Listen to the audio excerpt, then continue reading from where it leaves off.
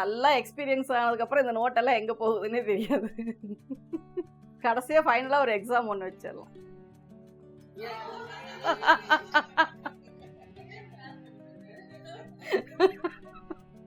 இப்போ இதில் அடுத்து என்ன ஸ்டெப்புன்னா ஓப்பன் பீஸ் வந்து அட்டாச் பண்ணோம். அங்கே எப்படி ஹூக்கு வந்து ரைட் சைடா லெஃப்ட் சைடா? Right side. அப்போது 2 சைடும் வச்சு போடுவாங்க. அது உங்களுக்கு எப்படி எப்போ ரெகுலராக போடுறீங்களோ அதே மாதிரி தான். ஆனால் ரைட் சைடு தான் கரெக்டான ப்ரொசீஜர். அப்போ இந்த ரைட் சைடில் வந்து இந்த பக்கம் இருக்க பீஸ் வந்து அந்த டபுளாக ஃபோல்டு பண்ணியிருக்கீங்க இல்லையா, அதை வந்து இந்த போர்ஷனில் வச்சு நீங்கள் ஸ்டிச் பண்ணணும். ஏற்கனவே அதில் ஒரு 1/4 இன்ச்சில் ஒரு தையல் போட்டிருக்கீங்க. அதை வந்து இங்கேயும் 1/4 இன்ச்சு தான் வரணும் வச்சு அப்படியே இது மேலே வச்சு தையல் போடணும். கீழே கொஞ்சம் எக்ஸஸாக கிளாத்து விட்டுருங்க, மேலேயும் கொஞ்சம் விட்டுருங்க. அதை ஃபோல்டு பண்ணிக்கலாம். போடுறதுக்கு இப்போ ஃப்ரண்ட் ஓப்பன் வச்சு நீங்கள் சிங்கிள் ப்ளீட் வச்சிங்கன்னா ஃப்ரண்ட் சைடு வந்து நிறைய ஏதோ சுருக்கமாக தெரிகிற மாதிரி இருக்கும். இல்லை, அது வந்து நம்ம எப்படி ஃபீல் பண்ணுறோங்கிறது தான். பார்த்தா ஒன்றும் தெரியாது. பார்த்து வந்து பேக்கில் ஹூக் இருந்தால் தான். ஆனால் நம்ம போடும்போது ஃப்ரண்ட் வந்து ஃபினிஷிங்காக வச்சு நம்ம சிங்கிள் லேயரில் saree போட்டோம் அப்படின்னா பேக் ஹூக் தான் நல்லாயிருக்கும். ஆமாம், ஃப்ளீட் பண்ணுற மாதிரி இருந்தால் உங்களுக்கு கன்வீனியன்ட் வந்து ஃப்ரண்ட் ஹூக் தான். ஈஸியாக போட்டுக்கலாம், இது பண்ணிக்கலாம். அப்போ வந்து ஃப்ரண்ட் ஹூக் வச்சுக்கலாம். ஆமாம், அது கொஞ்சம் லூஸ் இருந்தால் இப்படி ஃப்ரண்ட் சைடில் ஹூக் போட்டுட்டு நம்ம அப்படியே போட்டு பேக்கில் திருப்பி பேக் போட்டுக்கலாம். கொஞ்சம் லூஸ் இருந்தால் இப்படி இப்படி திருப்பி ஹூக் போட்டுட்டு நம்ம இப்படி திருப்பி விட்டு கையை உள்ளே விட்டு போடலாம். அது போடுறதுக்கு அது நிறையா வீடியோஸ் பார்த்தாவே அது ஈஸியாக போடுற மாதிரி இருக்குது. ஏன்னா பின்னாடி நம்ம கை கொண்டு போய் போடுறது கொஞ்சம் கஷ்டம்தான்.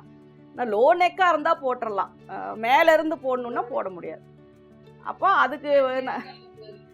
அது வந்து உங்களுக்கு வீடியோஸ் இப்படி முன்னாடி திருப்பி ஹூக் போட்டு இப்படி திருப்பி போடுற மாதிரியெல்லாம் போடுறாங்க. நிறைய பேர் அந்த வீடியோஸ்லலாம் இருக்குது. ஆனால் அது யாராவது இருந்து போட்டு விட்டால் ஈஸியாக இருக்கும், நமக்கு கொஞ்சம் இதாக இருக்கும். அதுதான். ஓகேவா? இப்போது நீங்கள் இங்கே மேலேயும் இது ஃபோல்டு பண்ணணும், கீழேயும் ஃபோல்டு பண்ணணும். அதனால் கொஞ்சம் கொஞ்சம் கிளாத் விட்டுருங்க. ரா ஏஜஸை வந்து மடிக்கணும்.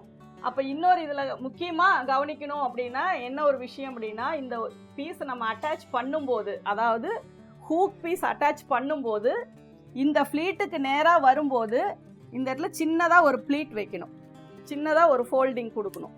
ஏன்னா இந்த இடத்துல டாட் வருது. நம்ம திருப்பி அதை ஃபோல்டு பண்ணி ஸ்டிச்சு போடும்போது இந்த டாட் வந்து அந்த இடத்துல இழுத்த மாதிரி ஆகக்கூடாது. அப்போ அந்த ஃப்ளீட் கொடுத்தோம்னா நான் திருப்பி ஃப்ளீட் கொடுக்கும்போது நம்ம தைக்கும்போது கரெக்டாக அந்த இடம் இந்த இடத்துல வந்து நம்ம டாட் பிடிக்கிற இடத்துல பார்த்திங்கன்னா நம்ம இங்கே ஒரு 1/4 இன்ச்சில் ஸ்டார்ட் பண்ணும்போது இங்கே வர அப்படியே ஷார்ப்பாக வரும். அப்போ இந்த 1/4 இன்ச்சுக்கிட்ட நம்ம தையல் போடும்போது அதே 1/4 இன்ச்சுக்கு ஒரு ஃப்ளீட் கொடுத்து திருப்பும்போது அந்த ஹூக்கோட இப்படி கரெக்டாக இந்த ஷேப் வந்து நமக்கு வரும். அப்படி இல்லாட்டினா இப்படி இழுத்த மாதிரி வரும்போது நம்ம ஹூக் போடும்போது அந்த இடத்துல சுருக்கமாக தெரியும். இந்த டாட்டுக்கு நேராக 1/4 இன்ச்சில் ஃப்ளீட் கொடுத்தா ஓகே. அது எப்படி வேணால் வைக்கலாம். நம்ம இப்படி இந்த பஃபுக்கெல்லாம் ஃப்ளீட்ஸ் எப்படி வைக்கிறோமோ உங்களுக்கு எப்படி நீங்கள் ஸ்டிச்சிங் கொண்டு போகிறீங்களோ ஒரு ஃப்ளீட் வச்சு அப்படியே தைச்சிருங்க. நம்ம பாடிக்கெல்லாம் ஈஸ் அலவன்ஸ் கொடுக்குற மாதிரி இந்த டாட் வந்து கரெக்டான ஃப்ளெக்சிபிளாக வரணுங்கிறக்காக அது ஒரு ஈஸ் அலவன்ஸ் மாதிரி அந்த இடத்துல ஒரு ஃபோல்டிங் கொடுக்குறோம், அவ்வளோதான். தச்சு மடிக்கும் போது அது அழகாக அந்த ஷேப்புக்கு தகுந்த மாதிரி அது வரும். இல்லாட்டினா அந்த இடம் டைட் ஆகும், உள்ள மேலே துணி வந்து டாட் பிடிச்சிருக்க இடத்துல லூஸ் ஆகும். அப்போ நம்ம அதை சுருக்கி வச்சு தையல் போடும்போது ஹூக் போடும்போது அந்த இடம் அப்படி கோடாக வரும். அந்த மாதிரி வராமல் இருக்கணும்னா இந்த இடத்துல வந்து ஒரு ஃப்ளீட் கொடுக்கணும். ஓகே, அப்போ இந்த இடத்துல ஃப்ளீட் வச்சாச்சு. இங்கேயும் நமக்கு வந்து எக்ஸஸாக கிளாத் வச்சாச்சு. இப்போ இதை ஓப்பன் பண்ணிவிட்டு அயனிங் ஸ்டிச் போட்டுக்கோங்க. எல்லாத்துலேயுமே அயனிங் ஸ்டிச் நம்ம எங்கே போடுறோம் அப்படின்னா எந்த பிளேஸை வந்து நம்ம ஃபோல்டிங் பண்ணுறோமோ அந்த சைடில் தான் நம்ம போடுவோம். இப்போ யோக்குக்கு பார்த்தீங்கன்னா மெயின் கிளாத்தில் வராமல் எந்த இதை ஃபோல்டு பண்ணுறோமோ அதில் போட்டோம். இதுவும் அதே மாதிரி தான். மெயின் பக்கம் அந்த ஸ்டிச் வரக்கூடாது.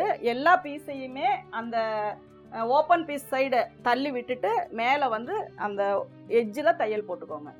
அயனிங் ஸ்டிச்சு சொல்லலாம், இல்லை அது நீடில் சைஸு ஸ்டிச்சுன்னு போடுவோம். அந்த எட்ஜில் நம்ம போடுவோம், அவ்வளோதான். ப்ரெஸ் பண்ணுறதுக்காக ஒரு கிளாத்தை வந்து நல்லா ப்ரெஸ் பண்ணி வைக்கிறதுக்காக அயனிங் ஸ்டிச்சுனே போட்டுக்கோங்க. அது வந்து நகத்தில் நல்லா ப்ரெஸ் பண்ணுறவங்களுக்கு அந்த ஸ்டிச்சு தேவையில்லை. ஒரு சிலருக்கு அவ்வளோ இது பண்ணி அதை ப்ரெஸ் பண்ண தெரியாது. நகத்தில் இப்படி வச்சு நல்லா ப்ரெஸ் பண்ணி விட்டு, அதே மாதிரி இந்த டாட்டெல்லாம் போட்டாலுமே அதை ஓப்பன் பண்ணிவிட்டு நகத்தில் நல்லா ப்ரெஸ் பண்ணிங்கன்னா தான் அந்த ஷேப் வந்து கரெக்டாக வரும்.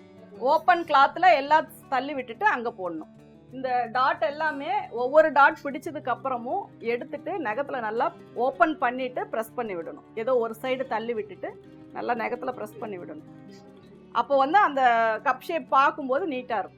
ஓகே, இப்போ இதை மறுபடியும் ஃபோல்டு பண்ணிட்டு மேலே இருக்கிற கிளாத்தையும் உள்ளே மடிச்சிருங்க, கீழே இருக்கிற கிளாத்தையும் உள்ளே மடிச்சிருங்க. அதாவது 2 கிளாத்துக்கும் நடுவில் அதை பிசுறு தெரியாத மாதிரி மடித்து இந்த சைடு தையல் போட்டுக்கோங்க. ஒரு சிலர் இதை ஹெம் பண்ணுவாங்க. அப்படியே ஃபுல்லாக அந்த எட்ஜில் வந்து மடித்து அப்படியே தையல் போட்டுருணும். இந்த இடத்துல ஒரு ஃப்ளீட் கொடுத்துருக்காங்க.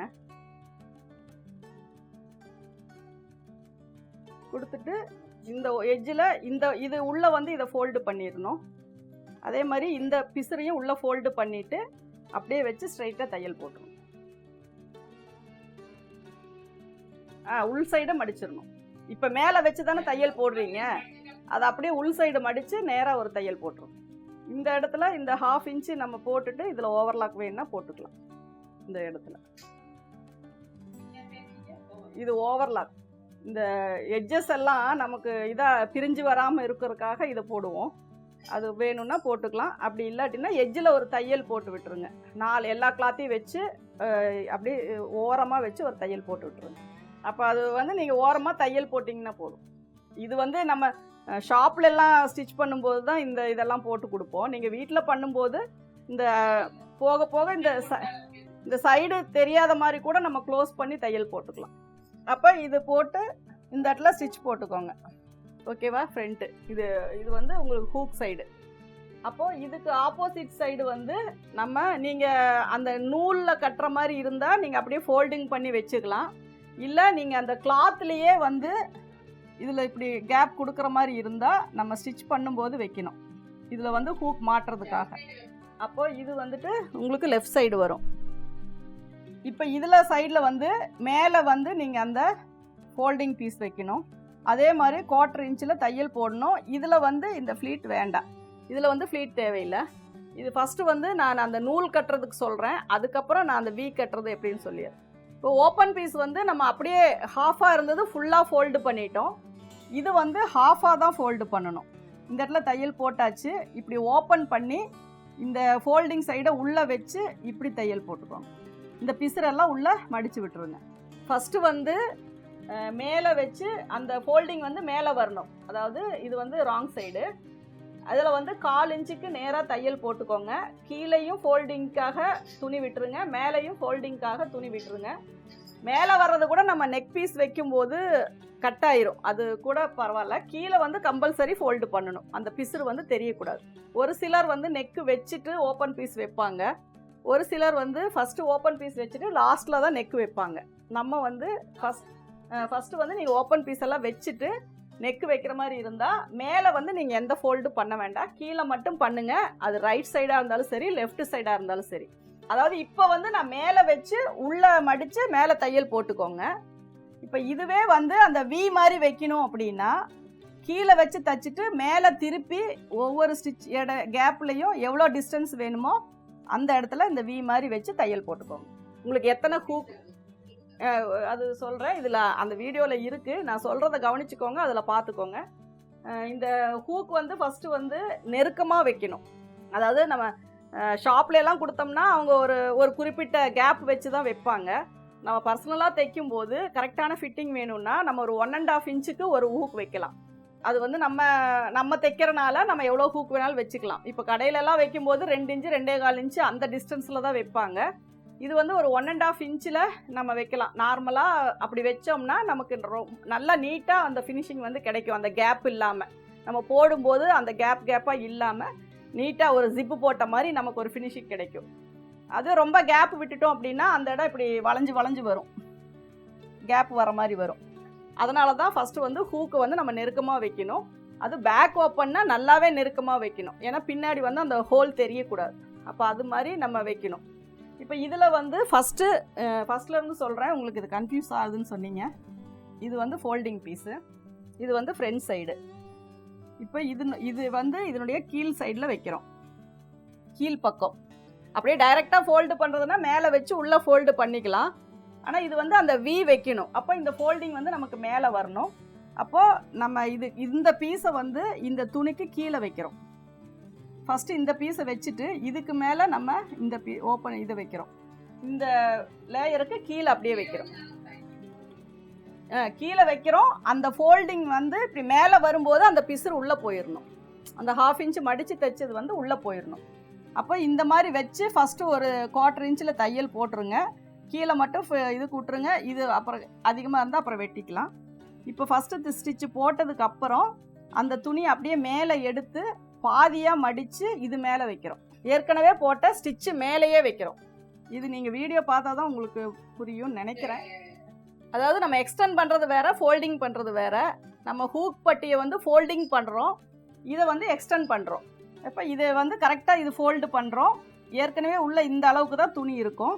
இப்போ இதில் தான் நம்ம ஒவ்வொரு இதில் ஃபஸ்ட்டு வேணால் ஒரு ரஃபாக ஒரு ஸ்டிச்சு போட்டுட்டு இந்த கேப் டிஸ்டன்ஸ் பண்ணி நீங்கள் மார்க் பண்ணிவிட்டு இதில் அந்த விவியை வச்சு தையல் போட்டுக்கலாம்.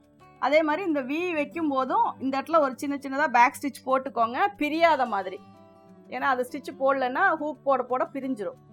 அப்போ இந்த இடத்துலையும் ஒரு நாட் மாதிரி பேக் ஸ்டிச் போட்டுக்கோங்க. அது அந்த ஒரு வீடியோவிலேயே இதுக்கான எல்லா இதுவும் இருக்கும், அதை பார்த்துக்கோங்க. மெத்தட் ஒன்று தான். நீங்கள் எப்படி ஒவ்வொருத்தரும் அதை அப்ளை பண்ணுறீங்கிறத பொறுத்து தான் ஃபினிஷிங் வரும். அதனால் அந்த ஃபினிஷிங் வந்து கரெக்டாக நான் சொல்கிற விஷயந்தான் அதில் பண்ணுவோம். அது எல்லாமே நீங்கள் கரெக்டாக ஃபாலோ பண்ணிங்கன்னா உங்களுக்கு ஃபினிஷிங் வந்து நீட்டாக வரும். இந்த லூஸ் டைட் வர்றது, நம்ம மெஷர்மெண்ட்டில் மிஸ்டேக் வர்றது, அது வந்து அடுத்த விஷயம். அப்போ ஃபினிஷிங் வந்து நம்ம கரெக்டாக கொடுக்கணும் அப்படிங்கிறது ஃபஸ்ட்டு நீங்கள் மைண்டில் வச்சுக்கோங்க. சொன்னபடி ப்ராப்பராக ஸ்டிச்சஸ் எல்லாம் போட்டுட்டு, அதுக்காக தான் அந்த ப்ராக்டிஸ் எல்லாம் பண்ண சொன்னேன். அந்த கிராஸ் ஸ்டிச் போடுறது, டாட் பிடிக்கிறது, ஆம்போல், அது எல்லாமே நீங்கள் ஈவனாக கரெக்டாக போட்டு ஃபினிஷிங் கொண்டு வந்துட்டீங்கன்னா உங்களுக்கு அளவு எடுக்கிறதுல வர மிஸ்டேக்ஸ் எல்லாம் எப்போ வேணாலும் ஒவ்வொரு ப்ளவுஸ்லேயும் கூட நீங்கள் கரெக்ஷன் பண்ணி கடைசி வரைக்கும் கொண்டு போகலாம். ஆனால் ப்ராக்டிஸ் அப்படிங்கிறது, இந்த ஃபினிஷிங்கிறது நீங்கள் ஃபஸ்ட்டு ப்ளவுஸ்லேருந்தே கொண்டு வாங்க. லூஸ் டைட் வர்றது நமக்கு அதெல்லாம் வந்து நம்ம மெஷர்மெண்ட் சம்மந்தப்பட்டது. கட்டிங் போடும்போது கவனிக்க வேண்டிய விஷயம். அடுத்த ஸ்டிச்சிங்க்கு வரும்போது இதில் வந்து பெரிய விஷயமெல்லாம் ஒன்றும் இல்லை, உங்களுடைய முயற்சி தான். ஒவ்வொருத்தையும் எப்படி ஃபினிஷிங் எடுக்கணும் அப்படிங்கிறது உங்களுடைய இதுதான். நீங்கள் பர்ஃபெக்டாக அந்த ஃபினிஷிங் கொண்டு வரணும்னா நீங்கள் கொஞ்சம் ரிஸ்க் எடுத்து ஃபஸ்ட்டு ப்ளவுஸ்லேருந்தே நீங்கள் ஃபாலோ பண்ணிங்கன்னா உங்களுக்கு ஃபினிஷிங் வந்து நீட்டாக வரும். இப்போ இதில் வந்து வீப்பட்டி நீங்கள் வச்சுக்கலாம். அப்போது இந்த ஓப்பன் பீஸ் ஏற்கனவே ஃபோல்டிங் பண்ணினதை இது மேலே வைக்கும்போது இது ரெண்டும் ஒரே லென்த்தாக வரணும். ஒன்று அதிகமாகவும் ஒன்று குறைவாகவும் வந்துடக்கூடாது. அதுக்கு தான் ரொம்ப இழுக்காமல் தைக்கணும்னு சொல்கிறேன். இப்போ இதில் வந்து ஹூக் வைப்போம். கீழே வீப்பட்டி இருக்குது. நீங்கள் செட் பண்ணும்போது கரெக்டாக ஹூக் வந்து அதில் ஃபோல்ட் ஆகணும். இந்த இடத்துல அந்த ஃப்ளீட் கொடுத்துருக்கறனால இந்த இடம் உங்களுக்கு இங்கேருந்தே அந்த கப் ஷேப்பில் சுருக்கம் இல்லாமல் ஃப்ரண்ட் போர்ஷன் நீட்டாக கிடைக்கும். இப்போ இது வந்து ஓப்பன் பீஸும் ஹூக் பட்டியும் எப்படி வைக்கணும் அப்படிங்கிறதுல உங்களுக்கு இப்போ டவுட் இல்லை. அது டவுட் இருந்ததுனாலும் அந்த வீடியோவில் ஒரு தடவை 2 தடவை பார்த்தீங்கன்னா உங்களுக்கு கிளியர் ஆயிரும்.